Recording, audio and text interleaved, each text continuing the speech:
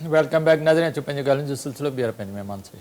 अच्छा डॉक्टर साहब तव्हां वक़्त खां पहिरीं ॿुधायो त हे RBC जूं बीमारियूं छा WBC जो जेको आहे जो वाइट ब्लड सेल आहे उन जूं के बीमारियूं आहिनि उन उहे कहिड़ी क़िस्म जूं हाणे ॿ क़िस्म जूं आहिनि। वाइट ब्लड सेल जेको हूंदो आहे न बॉडी जी पुलिस आहे, फोर्स आहे ईअं सम्झो फोर्स आहे जेको बॉडी खे हिकिड़ी इम्यूनिटी ताक़त प्रोवाइड कंदा आहिनि। का इन्फेक्शन हूंदो आहे उनखे कंट्रोल करण में। हाणे हिकिड़ो नॉर्मल टर्म आहे त वाइट ब्लड सेल्स, वरी वाइट ब्लड सेल्स जा क़िस्म हूंदा आहिनि। हिकिड़े वाइट ब्लड सेल्स में ग्रेन्यूल्स हूंदा आहिनि, ॿिए में ग्रेन्यूल्स हूंदा आहिनि पर उहे स्टेन कोन्ह वठंदा आहिनि। जॾहिं असां स्टेनिंग कंदा आहियूं उनखे स्टडी करण लाइ त उनमें फाइन ग्रेन्यूल्स हूंदा आहिनि त उनखे चवंदा आहिनि ए ग्रेन्यूल्स। त ग्रेन्यूलोसाइट ऐं ए ग्रेन्यूलोसाइट, ऐं ग्रेन्यूलोसाइट में न्यूट्रोफिल, इज़ोनोफिल ऐं बेज़ोफिल अची वञंदा, ऐं ए ग्रेन्यूलोसाइट में लिम्फोसाइट, मोनोसाइट। इहो 5 क़िस्म जेको आहिनि वाइट ब्लड सेल्स आहिनि।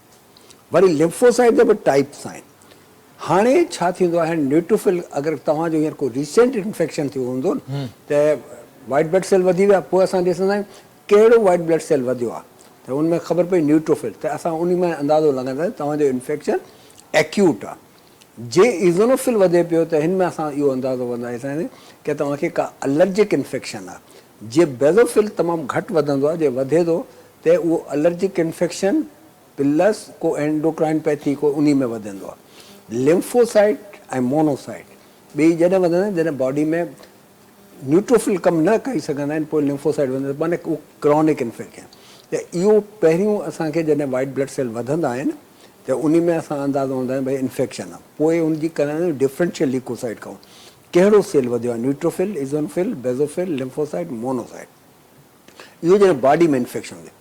हाणे अचो जेको तव्हांजो क्वेश्चन आहे त वाइट ब्लड सेल जी को बीमारी, हा यस, इहो जेको असां लीक्यूमिया चवंदा आहियूं, लीक्यूमिया जंहिंखे जेको चवंदा आहियूं malignant proliferation, uncontrolled proliferation of white blood cells, जंहिंखे असांखे लीक्यूमिया चवंदा आहियूं। हुनमें वरी लीक्यूमिया जेको आहिनि वरी 2 क़िस्म जा आहिनि। हिकिड़ो लिम्फोब्लास्टिक हूंदा आहिनि, ॿियो माइलोब्लास्टिक हूंदा आहिनि। लिम्फोब्लास्टिक एक्यूट बि हूंदा आहिनि, वरी क्रॉनिक में हूंदा आहिनि। इहो लिम्फोसाइट जी लीक्यूमिया। ॿियो माइलोब्लास्टिक ल्यूकीमिया, वरी उन्हनि में M0, M1, M2, M3, इहो माइलोब्लास्ट माइलाइड ल्यूकीमिया जंहिंखे असां चवंदा आहियूं। ऐं कुझु ल्यूकीमिया अहिड़ा हूंदा आहिनि जेको रेयर ल्यूकीमिया हूंदा आहिनि, उन क्लासिफिकेशन में कोन्ह था ईंदा। हाणे इहो जेको ल्यूकीमिया आहे इहो प्योरली वाइट ब्लड सेल्स जो डिसऑर्डर आहे। उन में असां ॾिसंदा आहियूं त कहिड़ो डिसऑर्डर आहे। वरी उनखे असांखे स्टेजिंग हूंदी आहे M0, M1, छाकाणि त इहो करण सां असां उन पेशेंट कीअं मैनेज करे उहो कंपलसरी आहे। पोइ वरी फर्दर टेस्टिंग ते वञिणो पवंदो आहे। उन्हनि लाइ कैरियोटाइपिंग, फिनोटाइपिंग, समटाइम इम्यूनोमार्कर, फिलोसाइटोमेट्री, त ल्यूकीमिया आहे ऐं क़िस्म कहिड़ो आहे। पोइ सॼी मैनेजमेंट उन ते असांजी डिपेंड कंदी आहे त उहो ल्यूकीमिया कंहिं क़िस्म जी आहे। हाणे ॿियो वरी हिकिड़ो हूंदो आहे लिम्फोमा। उनमें लिम्फोमा में हीउ जेको लिम्फो जीअं मां चयो न RBC निकिरंदा आहिनि, 2 ॾींहं लॻाईंदा आहिनि मैच्योर थियण में बॉडी में। त लिम्फोसाइट जॾहिं सर्कुलेशन में ईंदा आहिनि त मैच्योर थियण लाइ वरी लिफ नोड्स में वेंदा आहिनि। पोइ हुते को लिफ नोड में प्रॉब्लम हूंदो आहे त उहो दे गेट इनलार्ज, पोइ उहो लिम्फोमा हूंदा आहिनि जॾहिं लिफ नोड्स वग़ैरह। अच्छा मूंखे ॿुधायो वाइट ब्लड सेल जी हिकिड़ी रेंज हूंदी आहे जेको आहे तक़रीबन 16-17 हज़ार खां, पर जेकॾहिं वधी वञनि 25-30 ताईं हुनजी रेंज वधी वञे हज़ारनि ताईं, त छा इहा बि बीमारी में शामिल आहे? वाइट ब्लड सेल्स जी जेको नॉर्मल रेंज जेको आहे उहो adult I mean adult population में जेको आहे उहो 6 खां 10 हज़ार आहे। अच्छा, ॿारनि में त असीं 11 या 12 हज़ार ताईं नॉर्मल वठंदा आहियूं। ठीकु आहे। वॾनि में न्यूट्रोफिल जी काउंट थोरी वधीक हूंदी आहे, ॿारनि में लिम्फोसाइट जी काउंट वधीक हूंदी आहे। कॾहिं बि का रीडिंग हूंदी आहे यकदमि असां पुछंदा आहियूं त पेशेंट जी एज कहिड़ी आहे, सेक्स कहिड़ी आहे। छाकाणि RBC काउंट मेल में थोरा वधीक हूंदा आहिनि। हिकिड़ो हार्मोन आहे टेस्टोस्टेरोन, फीमेल में उहो कोन, इनकेट फीमेल में उहो काउंट घटि। त हमेशह जेको वैल्यू हूंदी आहे एज ऐं सेक्स में डिफर कंदी आहे। त हमेशह तव्हां कॾहिं बि कंहिं रिपोर्ट कंसल्ट कयो त हिन जी फलाणे जी एज एतिरी आहे ऐं इहा वैल्यू इहा त ईज़ी थियण में। त नॉर्मल वैल्यू जेको आहे 16,000 तमामु घणो आहे, 4 खां 10 हज़ार आहे। अगरि जे 12-13 हज़ार त हिकिड़ो इन्फेक्शन लेवल ठीकु ठाकु आहे। ऐं जे अञा वधीक आहे त घणो आहे। जे 50,000 खां मथे अची वञे त पोइ सस्पिशियस या कंफर्म इहो हूंदो आहे त कंहिं बीमारी तरफ़ वञी सघो था? जे जेके 20-25,000 30,000 आहे त तव्हांखे बीमारी तरफ़ हाणे उनमें पेशेंट जी क्लिनिकल हिस्ट्री ख़बर हुजणु खपे पेशेंट माना कंहिं बीमारी तरफ़ वञी सघो था 100% उहो इंडिकेट करे थो ब्लड तव्हां जॾहिं बि लैब रिपोर्ट्स हूंदियूं आहिनि तव्हांखे एसोसिएट कंदियूं आहिनि फिज़िशियन खे गाइड करण में कि फर्दर करंट छा खपे आहे छा असां को डायग्नोस कोन ॿुधाईंदा पेशेंट असांजी डॉक्टर असांजी रिपोर्ट खे ॾिसी ऐं उनजी पेशेंट जी क्लिनिकल एवेल्यूशन ॾिसी पोइ हिकिड़ो डिफरेंशियल डायग्नोस ठाहींदो माना सॼे में 2-3 बीमारियूं पोइ उन मां हिकिड़ी अधु कोई पोइ भई इहा कंफर्म आहे पोइ अकॉर्डिंग टू दैट उहो ट्रीटमेंट कंदो आहे त लेबोरेटरी में असां कंफर्म कुझु कोन ॿुधाईंदा पर असां डॉक्टर खे गाइड कंदा आहियूं त पॉसिबिलिटी आहे त इहा माण्हू इहा हाणे इन्फेक्शन जे आहे त इन्फेक्शन उनमें ॿियो छा हूंदो त असां जॾहिं ब्लड जी रिपोर्ट आहे न पोइ उनजी पेरीफेरल सिमेर कंदो पेरीफेरल सिमेर माना स्लाइड ते उनजी ब्लड जी फ्लाइड कई उनखे स्टेन करी पोइ ॾिसंदा आहियूं त छा आहे त असांखे मिसाल कंहिं बीमारी हूंदी आहे ख़ाली RBC जा 200 एबनॉर्मल शेप आइडेंटिफाई थिया आहिनि उहे डिफरेंट क्लिनिकल कंडीशन में थींदा आहिनि त उन जे बेसिस ते असां ॿुधाए सघूं था मिसाल थैलेसमिया आहे सिकल सेल सेल में को इन्फेक्शन न लिवर में को इन्फेक्शन आहे मुख़्तलिफ़ क़िस्म जा इन्फेक्शन आहिनि वायरल इन्फेक्शन आहे त छा ब्लड में कहिड़ी कहिड़ी शइ वधियल हूंदियूं हाणे उहो त पहिरीं पर जे लिवर जो आहे त पहिरीं पंहिंजो पेशेंट जो हिकिड़ो कलर जेको आहे उहो येलोइश कलरेक्शन हूंदो पेशेंट हिकिड़ो ॿियो हुनजी जेको हिस्ट्री हूंदी कान का अहिड़ी हूंदी एल्कोहल इंटेक को नशे जी का अहिड़ी का हूंदी टियों जेको असांजे पहिरियों असां जॾहिं एग्ज़ामिनेशन कंदा आहिनि असांखे थोरो लिवर जेको इनलार्ज मिलंदो उनखां पोइ असां उनखे जे LFT एडवाइज़ कंदा आहियूं LFT में जेको आहे जे उनजो रिसेंट इन्फेक्शन हूंदो त ALT GGT उहो वधियल हूंदियूं ठीकु आहे जेको ALT एलेनिन ट्रांसफरेज ॿियो बि आहे न उहो पोइ SGPT LGBT वधियल हुजे त छा हूंदो recent infection of the liver अच्छा को भी पोइ बिलिरुबिन डायरेक्ट एंड इनडायरेक्ट असां उहा नॉर्मल थी सघे थी उहा जेको हूंदो आहे नॉर्मली जेको हूंदो आहे 1 खां ही लेस माना जेकॾहिं उहा नॉर्मल आहे त पोइ SGP जो एतिरो ख़तरनाक न आहे उहो यकदमि कोन वधंदी आहे पहिरीं जेको तव्हांजो हींअर कंहिं सपोज़ को अहिड़ी दवायूं खाधियूं आहिनि टॉक्सिक जंहिंखे लिवर खे डैमेज कयो आहे त पहिरियों तव्हांजो को वायरल इन्फेक्शन आहे या सपोज़ अर्ली स्टेज आहे त पहिरियों तव्हांजो ALT वधंदी का ऑब्स्ट्रक्टिव जॉन्डिस आहे का ब्लॉकेज आहे पोइ तव्हांजी इहा वधंदी आहे पहिरियों अर्ली स्टार्ट पोइ इहो तव्हांजी बिलिरुबिन वग़ैरह लेवल्स इहो वधंदियूं त उन जे बेसिस ते तव्हांजो लिवर मतिलबु वधी सघे वधी अच्छा असां वटि हिकिड़ो जीअं टे आहे न तव्हां रेड RBC जो ज़िक्र कयोसीं WBC जो ज़िक्र कयोसीं जेकॾहिं उहे वधनि था त उहे बि कंहिं इन्फेक्शन जी बीमारी ॾे ख़तरनाक बीमारी जी या कंहिं बीमारी जी इंडिकेशन करे सघनि था त छा प्लेटिलेट जूं बि के बीमारियूं आहिनि बिल्कुलु प्लेटिलेट जेको आहे न इन जेको एज ऐं सेक्स सां को तालुक़ु कोन्हे न पर बीमारियूं त थी मां चवां पियो एज ऐं सेक्स सां कोन हिनजी जेको नॉर्मल काउंट आहे 1.5 लख मां 4 लख पर क्यूबिक माइक्रोन चाहे मेल हुजे चाहे फीमेल हुजे हाणे हिन जी हिकिड़ी साइज़ आहे उहो 2.5 आहे प्लेटिलेट जो डिसऑर्डर जेको आहे न जेको बीमारियूं आहिनि उनखे असां 2 हिसनि में विराईंदा आहियूं हिकिड़ो क्वांटिटेटिव डिसऑर्डर ॿियो क्वालिटेटिव डिसऑर्डर क्वांटिटेटिव डिसऑर्डर का मतिलबु क्वांटिटी जेको हिनजी रेंज आहे इन में घटिजी वञे हाणे हिकिड़ो प्लेटिलेट 60,000 त क्वांटिटी घटिजी वई त इहो हिकिड़ी बीमारी आहे पोइ थ्रोम्बोसाइटोपिनिया चवंदा प्लेटिलेट जो ॿियो नालो आहे थ्रोम्बोसाइटोपिनिया जॾहिं लफ़्ज़ ईंदो आहे त उनजी काउंट घटी वञे या प्लेटिलेट जो काउंट वधी वञे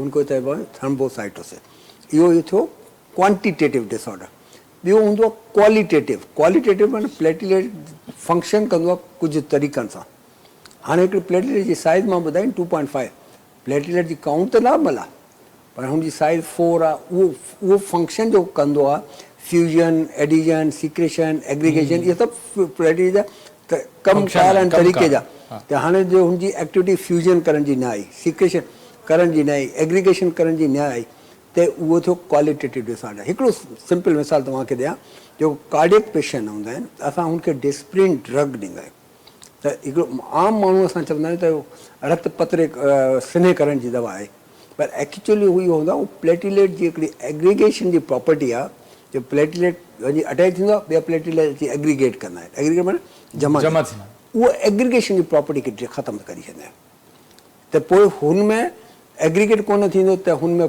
ब्लड क्लॉट कोन Clot थींदो, न थींदो, क्लॉट clot न न थींदो ठहंदो। त उहो कार्डियक पेशेंट में जेको क्लॉट ठही हार्ट अटैक थींदो उहो थियण जा चांसिस घटि थींदा। थी वेंदा। त जेको कार्डियक पेशेंट हूंदो आहे उनखे असां स्पेशली इहा डिसिप्लिन दवा ॾींदा आहियूं। ख़ुदा न ख़ास्ता उन कार्डियक पेशेंट खे का ऑपरेशन जी ज़रूरत हुजे इमीडिएटली असां ऑपरेशन नथा करे सघूं। उनखे 4-5 छाकाणि प्लेटलेट जी ब्लड में हाफ लाइफ जेको आहे उहो 10 ॾींहं आहे। त पोइ उनखे चवंदा बाबा हीअ जेको डिसिप्लिन दवा पियो खाइनि इहो 4-5 ॾींहं बंदि बंदि करे आहे। छॾियो। हाणे 5 ॾींहं बंदि कंदो त उहो नवां प्लेटलेट आहे उन सां उहो डिसिप्लिन जो को इफेक्ट कोन्हे। हाणे उनमें एग्रीगेशन जी प्रॉपर्टी आहे property त उहो कराए सघे त को जेको बि कार्डियक पेशेंट हूंदो उहो इमीडिएट नथो कराए सघे। ऐं कार्डियक पेशेंट खे इहा बि ज़हन में हुजणु खपे प्लेटलेट जो कमु आहे ब्लीडिंग खे अरेस्ट करणु। त तव्हां हलणु वक़्तु उन वक़्तु तमामु घणो ख़्यालु कयो। ख़ुदा न ख़ास्ता जे ब्लीडिंग थी त ब्लीडिंग रुकंदी कोन्हे तव्हांजी, छाकाणि त तव्हां डिसिप्लिन ड्रग वठो पिया। अब ॿियो बि के डिसऑर्डर थी सघंदी।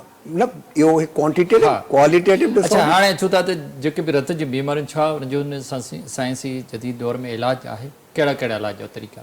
ॾिसो हाणे असांखे हर बीमारी ते जेकॾहिं रत जी खोट आहे त छा खाधनि सां ठीकु थी सघे थी? ॾिसो हाणे मां ॿुधायो न हिकिड़ो त डाइटरी डिफिशियंसी जे डाइटरी डिफिशियंसी मिसाल कंहिंखे रत जी खोट आहे त पहिरीं जेको बेसिक डॉक्टर खे कमु करणु खपे। रत ईअं कोन इमीडिएटली रत घटि आहे त रत ॾियो, नो, हुनखे पहिरियों कॉज़ मालूम करियो व्हाट इज़ द कॉज़। ठीकु आहे। जे उनजी डाइटरी डिफिशियंसी एनीमिया मिसाल आयरन प्रोफाइल कयो, ख़बर पइजी वेंदी आयरन केतिरो आहे, B12 करायो ख़बर पइजी वेंदी केतिरो आहे, फॉलिक एसिड करायो केतिरो आहे, ऐं हुनजो डाइटरी पैटर्न पुछो खाईंदो छा ऐं छा न, उन में तो अंदाज़ हूंदो आहे। ॿियो हूंदो आहे कॾहिं कॾहिं छा हूंदो आहे वॾा माण्हू हूंदा आहिनि ॿुधाईंदा कोन आहिनि, तव्हांखे परफेक्ट हिस्ट्री वठणी पवंदी आहे। छा त हिमोराइड्स हूंदा आहिनि जंहिंखे पाइल्स चऊं या मोका चऊं असांजे ॿोलीअ, ॿियो को फीमेल्स हूंदियूं आहिनि स्पेशली उनजी डाइटरी हूंदी आहे। ॿियो हुनजो मंथली साइकिल तमामु घणो हूंदो आहे त उनखे हिकिड़ी रिक्वायरमेंट जेको हूंदी आहे आयरन जी कैल्शियम इहो वधीक हूंदी आहे, उहो ओतिरी रिक्वायरमेंट पूरी इन करे त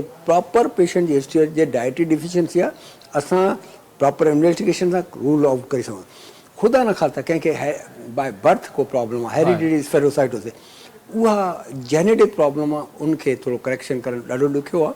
बाक़ी अदरवाइज़ जो कॉज़ मिली वञे थी त you have to treat the cause not the anaemia. Cause जेको आहे पहले कॉज़ मतिलबु कहिड़ी बि RBC जी बीमारी हुजे उहा कहिड़े बि तरीक़े जो त माना इलाज जा तरीक़ा आहे, डाइटरी आहे, पोइ उन जूं दवाऊं आहिनि, सभु कुझु आहे। थैलेसमिया आहे, हाणे थैलेसमिया माइनर आहे मेजर आहे, उहो थींदी छा आहे हीमोग्लोबिन पए थी, हीमोग्लोबिन प्रॉपर ठहंदो कोन, टुटंदो रहंदो आहे।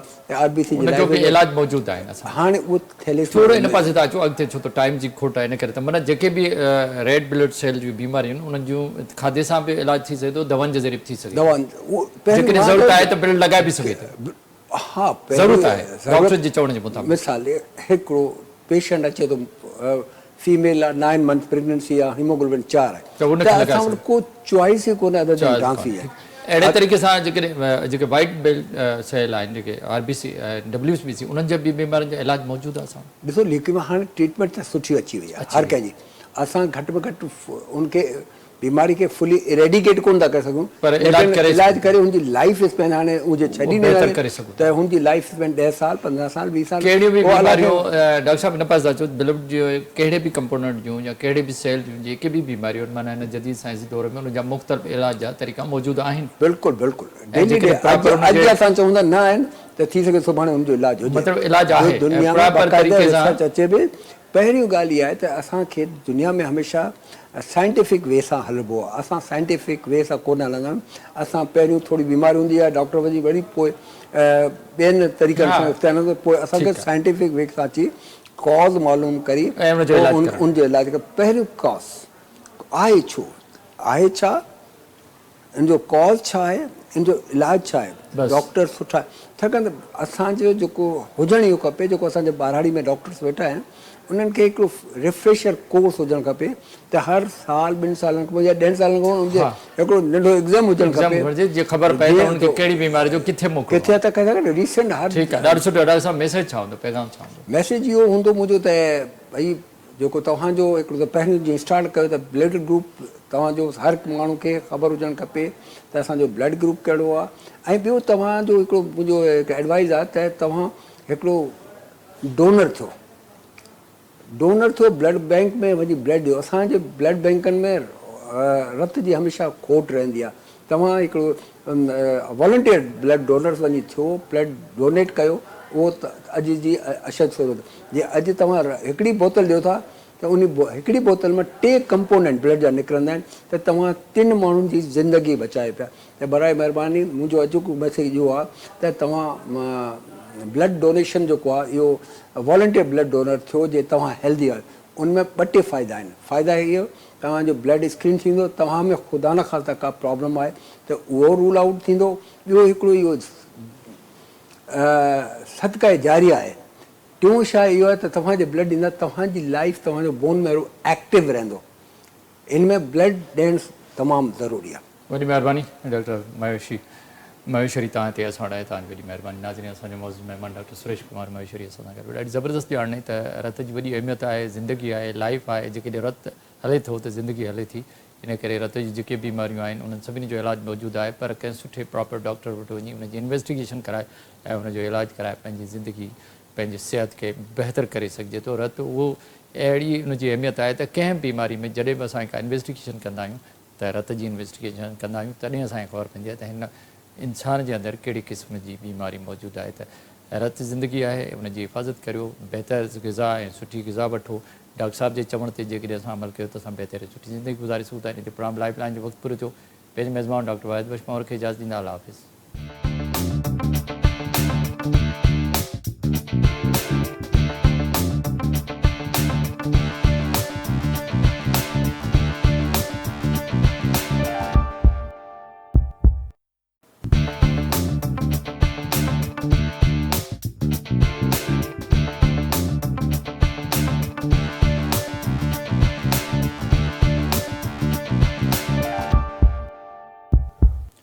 अस्सलाम वालेकुम नाज़रीन, प्रोग्राम लाइफ लाइन सां करे तव्हांजे मेज़बान डॉक्टर वाहिद बख्श पवार हाज़िर आहिनि। नाज़रीन, तव्हांखे ख़बर अथनि प्रोग्राम में असां तव्हांखे मुख़्तलिफ़ बीमारियुनि जी ॼाण ॾींदा आहियूं। मुख़्तलिफ़ महिमान डॉक्टर असां सां गॾु हूंदा आहिनि।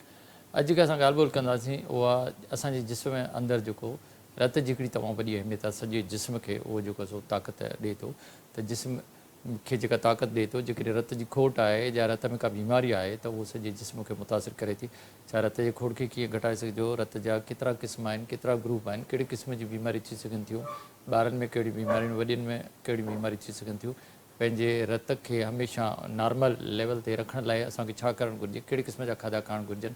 त कोशिशि कंदासीं तव्हांखे ॼाण ॾियूं त रत जूं बीमारियूं कहिड़ियूं आहिनि ऐं उन खां बची कीअं सघिजे थो ऐं उन जेके रत जी खोट आहे उनखे बहितर कीअं करे सघिजे थो।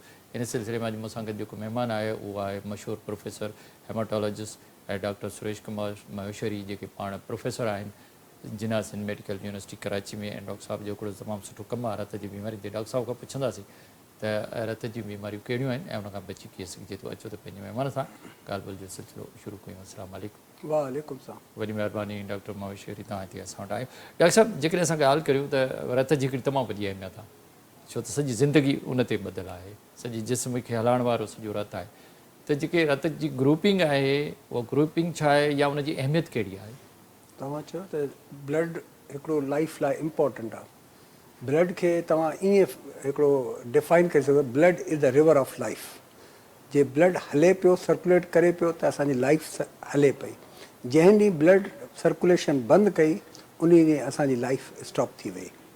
अॻे पुराणो कॉन्सेप्ट इहो हूंदो हो त का ब्लड में गड़बड़ थींदी हुई त माण्हू बीमार थींदो आहे।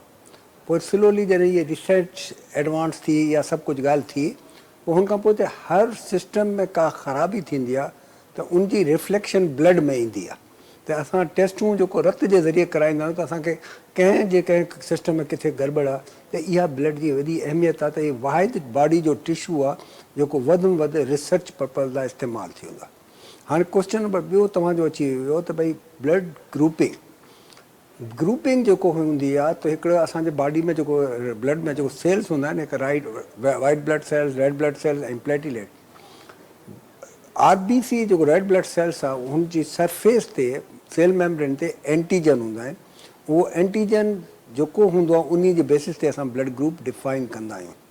एसि ताईं जेको मल्टीपल ब्लड ग्रुप्स आहिनि, जेको मोस्ट कॉमन ब्लड ग्रुप जेको असां वटि हलंदा आहिनि उनमें ABO, RH इहो ब्लड ग्रुपिंग हलंदी आहे। पर दुनिया में MNO, DIGO, DIFI एसि ताईं 19 ब्लड ग्रुप्स अची विया आहिनि। हाणे जेको ए सरफेस ते सेल मेम्ब्रेन ते अगरि ए एंटीजन हूंदो त असांजो ब्लड ग्रुप ए हूंदो, अगरि हुनजी सरफेस ते बी एंटीजन हूंदो त बी हूंदो, अगरि ए बी एंटीजन ॿई हूंदा त ब्लड ग्रुप ए बी हूंदो, अगरि न ए हुजे न बी एंटीजन हुनजी सरफेस ते जो को बि एंटीजन न हुजे त उनजो ब्लड ग्रुप असां ओ चवंदा आहियूं। हाणे इहो O blood group, A blood group, B blood group, A B blood group, इहो ॿियो हिन सां गॾु पैरेलल हिकिड़ो ब्लड ग्रुप हलंदो R H antigen. R H antigen खे असां डी एंटीजन चवंदा आहियूं। अगरि डी एंटीजन हूंदो आहे इंसान में त उनखे चवंदा आहियूं आर एच पॉज़िटिव, अगरि न हूंदो आहे उहो हुनखे चवंदा आहियूं आर एच नेगेटिव। त माना इहे कॾहिं कॾहिं असां चवंदा आहियूं तव्हांजो ब्लड ग्रुप कहिड़ो आहे त ए, पोइ चवंदा पॉज़िटिव, पॉज़िटिव अखर माना आर एच पॉज़िटिव आहे, ए माना असांजो ए एंटीजन प्रेज़ेंट आहे, ए बी माना असां ए बी एंटीजन आहे। हिन ब्लड ग्रुप जी वॾी में वॾी अहमियत आहे। पहिरीं अहमियत आहे why we do the blood group, असांखे ब्लड ग्रुप कराइण जी ज़रूरत कहिड़ी आहे। हिकिड़ो नंबर वन त असांखे कॾहिं कॾहिं छा हूंदो आहे वाहिद बॉडी जो टिशू आहे जेको हिकिड़े माण्हू खां असीं ॿिए माण्हू खे ॾेई हिकिड़ी लाइफ सेविंग टेक्निक आहे। त असांखे पंहिंजो जीअं नालो यादि आहे त ब्लड ग्रुप यादि हुजणु तमामु तमामु लाज़मी आहे। त हिकिड़ो त इहो for the purpose of transfusion. Second, कॾहिं कॾहिं को प्लेस ऑफ क्राइम थींदो आहे, को थींदो आहे त उन में medico legal importance blood group जी थी वेंदी आहे। टियों नंबर जेको आहे कॾहिं कॾहिं when the question of paternity आहे, कॾहिं कॾहिं असां वटि अहिड़ा केसिस ईंदा आहिनि त पीउ जो ब्लड ग्रुप हिकु हूंदो आहे, माउ जो ब्लड ग्रुप ॿियो हूंदो आहे, इतफ़ाक़नि सां ॿार जो तो हिकिड़ो क्वेश्चन अराइज़ थींदो आहे त ईअं छो थियो आहे, त हू चवंदा आहिनि मां पेरेंट्स कोन आहियां। त पोइ असांखे डिसाइड करिणो हूंदो आहे त इहा वाक़ई इहो ॿारु इन्हनि जो आहे या छा उन इहो क्वेश्चन ऑफ पेटर्निटी। कॾहिं कॾहिं कुझु ब्लड ग्रुप अहिड़ा आहिनि जेको रेयर ब्लड ग्रुप्स आहिनि, जंहिंखे बॉम्बे ब्लड ग्रुप आहे ऐं अहिड़ा ब्लड ग्रुप्स आहिनि जेको रेयर ब्लड ग्रुप्स आहिनि। उहे छो थींदा आहिनि उनजी बि हिकिड़ी पंहिंजी आहे। त टोटल जेको असांजो ब्लड ग्रुप जेको असांखे for the purpose of transfusion, van ever the question of paternity arise, medico legal importance, ऐं ॿियो जापान वग़ैरह तव्हां हुते वेंदा तव्हांजी ब्लड ग्रुप ते तव्हांजी पर्सनैलिटी डिफाइन थींदी आहे। त तव्हांजे ए ब्लड ग्रुप आहे त तव्हां कहिड़ी पर्सनैलिटी जा मालिक आहियो, बी ब्लड ग्रुप आहियो त तव्हांजी कहिड़ी पर्सनैलिटी थी सघे थी।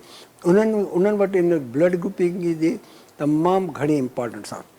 ऐं हुन सां अॻिते हली इहो ॻाल्हियूं आहिनि त हाणे इहो ॾिठो वियो आहे त रिसर्च शामिलु कयो आहे त जंहिंजो ब्लड ग्रुप ए आहे उनखे कुझु फूड्स खाइणु मना आहिनि, अदरवाइज़ उहो बॉडी में माइन्यूट रिएक्शन कंदा आहिनि। बी ब्लड ग्रुप आहे त कुझु खाधा हुनखे मना आहे, त इहो बि आहे त उहो असांखे न खाइणु खपे।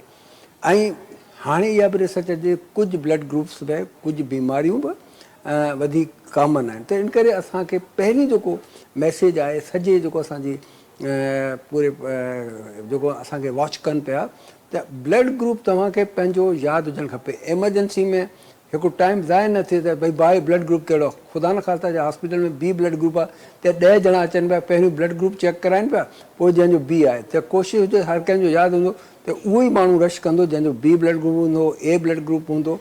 त महिरबानी करे पंहिंजो ब्लड ग्रुप यादि हुजणु। ऐं ॿी ख़ुदा न ख़ास्ता तव्हां पाण खे ज़रूरत पए थी एमरजेंसी में, जे तव्हां पाण खे ख़बर आहे त तव्हांखे ईज़ी थींदो आहे डॉक्टर खे त कॉल करणु। इन करे ब्लड ग्रुप असांजो जेतिरो असांखे नालो यादि हुजणु ज़रूरी आहे एतिरो हुन पंहिंजो ब्लड ग्रुप यादि चऊं प्रोफेसर साहिब त ब्लड जेको जंहिं बि माण्हू जो जेको बि ब्लड आहे उहा हुनजी आइडेंटिफिकेशन आहे। बिल्कुलु, ब्लड ग्रुप आइडेंटिफिकेशन मीन्स हुनजे लाइ अटमोस्ट इम्पॉर्टेंट लाइफ आहे।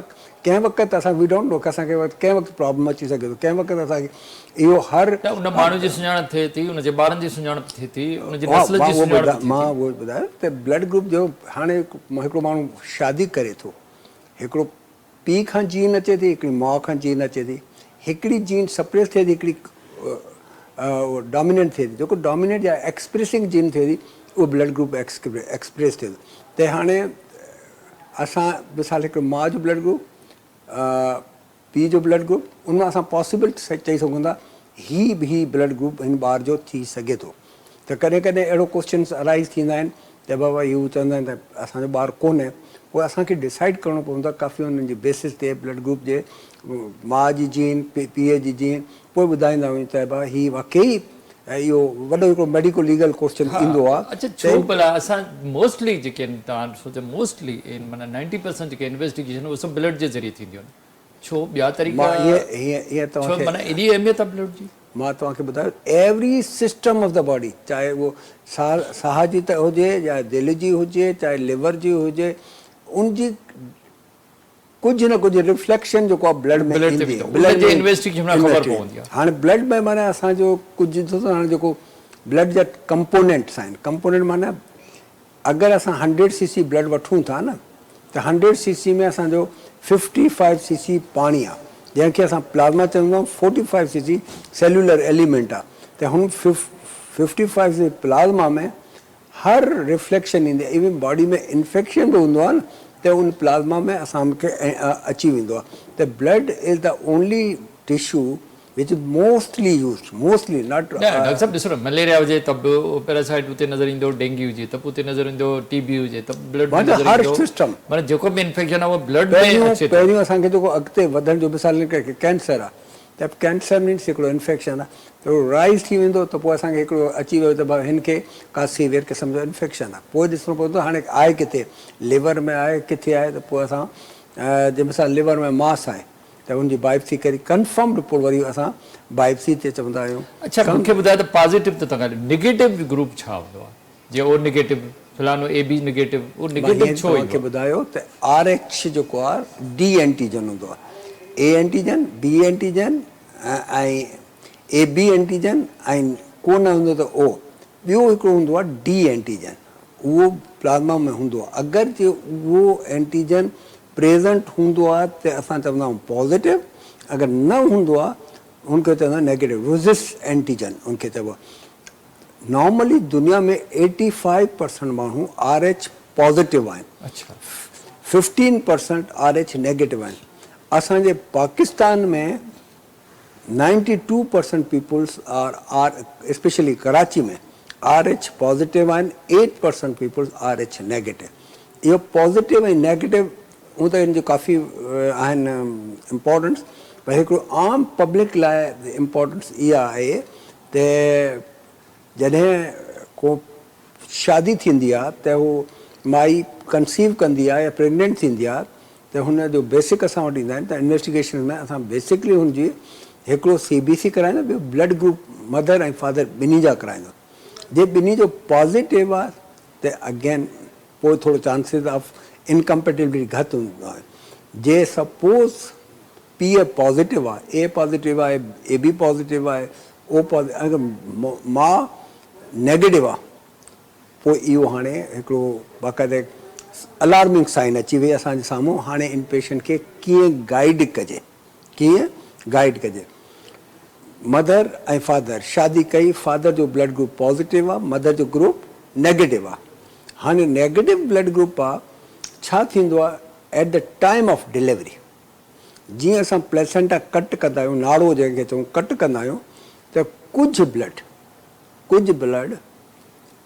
जो फीटल माना ॿार जो मदर में हली वेंदो आहे हाणे इशू इहो हूंदो आहे हुनजे ॿार में ॿ चांसिस हूंदा आहिनि या त ॿार नेगेटिव ब्लड ग्रुप हूंदो माउ जो जीन खणंदो या पीउ जे खणंदो जे ॿार जो नेगेटिव आहे माउ जो नेगेटिव आहे त माउ खे को माउ डेंजर में कोन्हे जे पीउ उन ॿार जो ब्लड ग्रुप जो पॉज़िटिव आहे हाणे हुनजो कुझु ब्लड कंहिं में हलियो वियो मदर में हलियो वियो त मदर उन पॉज़िटिव जे ख़िलाफ़ु हिकिड़े पाण अंदरि एंटीबॉडीज़ पैदा कंदी हिकिड़ी डिलीवरी थी वई पर नेक्स्ट टाइम जेको डिलीवरी थींदी